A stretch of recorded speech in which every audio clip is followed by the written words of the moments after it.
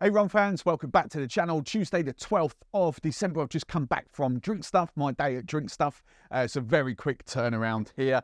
Let's get this done so I can get it edited and uploaded. So the 12th, Tuesday the 12th. What have we got in store today? I've just seen the top label. Again, I am very excited about this one because, again, it's a rum that many people ask about, many people talk about, and I haven't had for quite a few years. Let's get that on the close-ups. ZACAPA, definitely a Solera Rum, the 23. What's it called? System Solera 23. Now, again, I can't give you too many knowledge bombs about this. I think I'm right in saying this, Guatemalan rum, and this is definitely a Solera aged rum. And if I could get my numbers right, I think I'm right. It's between, it's either 6 or 8 years and up to 23 years old. And there was a little bit of controversy about this. I can't remember how it used to be, but some people used to have it in their head that they, the ZACAPA said that this was a 23-year-old rum. As I say, I don't know how the bottle used to look. I think there was lawsuits impending or libel cases or whatever. And all I can remember is a few just about pre-COVID, I think, like 2019, 2018, 2019, somewhere in there. I think ZACAPA changed their labels slightly, so to take the emphasis away from the 23 years old or something like that. Anyway, you don't need to know that. It's a Solera aged rum. There is nothing wrong with Solera aged rums. You've got, yes, the youngest rum in this. It's either 6 or 8. You would technically call it a 6-year-old rum, but with the Solera age, they've got this. It's a very clever way of blending different age statements together. And I kind of like that. Some people think this is, Solera aging means really sweet. It just depends what barrels they've used. That's all. If you're talking about something like Dos Madeiros, which is Solera aged, they use, and I think this has got an element of sherry cask to it. And again, as I say, I've not had this in quite a few years, so I can't remember how sweet in this. And I'm not historically a big fan of like heavily aged or heavily influenced sherry casks. But, sherry casks are renowned for having a lot of sherry left in them, when they come there. So, again, you will be flavouring at some point with sherry. It's not they're bone dry sherry casks. Sherry casks do have, majority of them that go out there do have a lot of sherry left in the barrels. So this is why, being a bonnet, when certain distilleries say we don't flavour our rums, well, that have sherry aged rums, well, you kind of do. It's just how you want to interpret that. Anyway, let's crack on. I said this was going to be a quick turnaround because this is a Drink Stuff day, and time, if I want to get it out before 5 o'clock, time is of the essence. Let's get it into the glass. Oh, it's quite thick and dark, isn't it? Look at it. Not thick, but quite shut up. Let's have a little smell and a little aroma. Ooh. Now, would I pick that as sherry finished if I didn't know it was sherry? I potentially get there. It's got a kind of winey, sherry-fied vibe to it. It's not massively in your face, but it's kind of there, fruitier notes to it. And I'd say for me, that is the note that dominates. And again, it's one of these things that when you dislike something, that tends to be the first thing that you pick up on a flavour. I'm not denying that there is quite a healthy sort of barrel influence going on here. You've got caramel notes, you've got vanilla notes. Some people might interpret what I'm smelling as dried fruit. I'm interpreting that as, because I know it and I think it's subliminally, but it's got this winey grape to it. So I would naturally, sherry aged casks is a big one out there in rum world, more than like ex-wine barrels. So my head would go to sherry eventually after smelling this.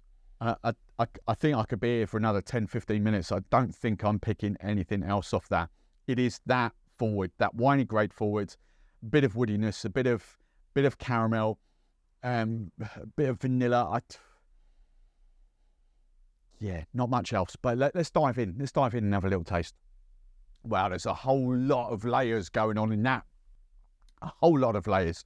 First thing that pops into my head, yes, that's sweeter. That is, I was expecting Dictador to be that sweet. But from yesterday's rum, and it's not.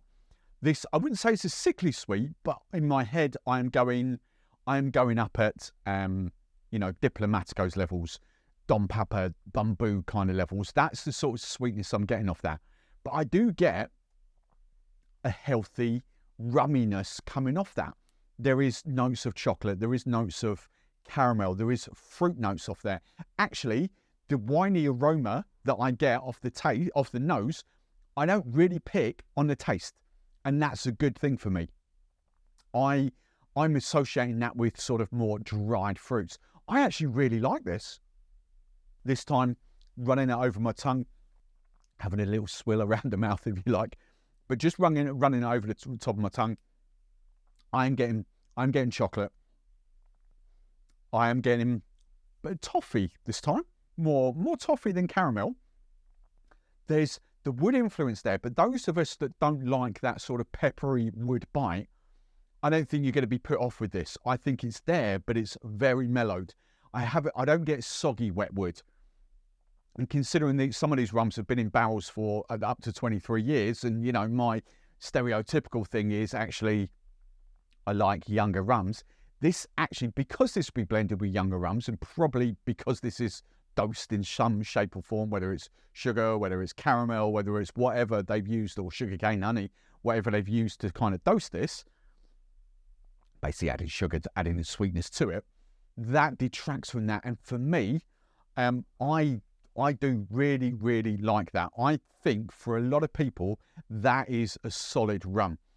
And I'm torn now whether I would buy a bottle or not.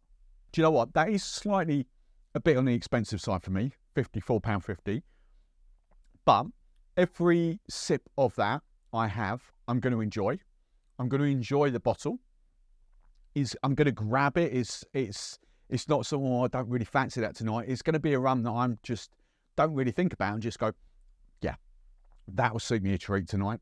I don't need sugar in that for a rum fashioned, and maybe a little bit of dilution, a little bit of ice, and some bitters might bring that whole life. I understand some people would need sugar in that. Do you know what?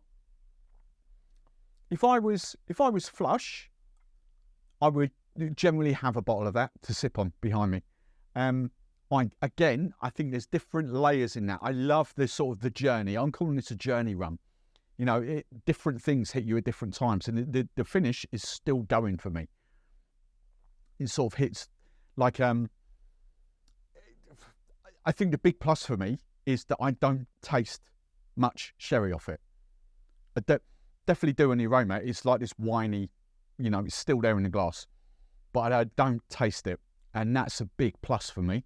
I think, and do you know what? I'm going to put this down. For me, that is almost aged perfectly for my taste. I know it's slightly sweeter. I get it. I'm going to have criticism for that, for enjoying sweet rums. I don't care. There's a reason why this sells a lot. It's because it's flipping tasty. It is a big seller. I actually can't say a bad word against that. I generally can't. I can't think of any negatives. That's tasty. Yes, I would have a bottle of that. Cheers.